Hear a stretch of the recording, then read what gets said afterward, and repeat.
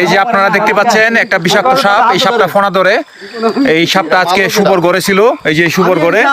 শুভ এই সাপের সাথে ধাক্কা খায় দাঁত ভেঙে গেছে। শুভ তোর কোন দাঁতটা ভাঙছে? কেমনে ধাক্কা খাইছিলি তুই? সাপ আসার আগে পরে পরে সাপের সাথে ধাক্কা খাইছিস?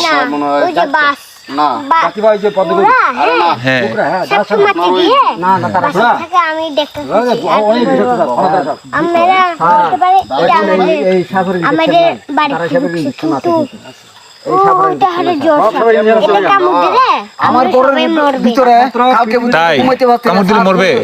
এই সাপ কি খাইছিল আজকে? স্যার ঘুরতে যাবে ডাকছে স্যার।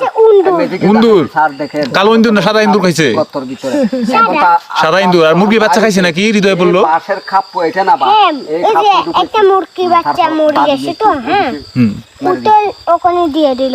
ওই অনেক বড়। এই সাপ এই কুকুরটা কি তোর সাথে সবসময় থাকে? তোর বন্ধু নাকি? এটা সাপ দেখছি তো। হ্যাঁ, এই জন্য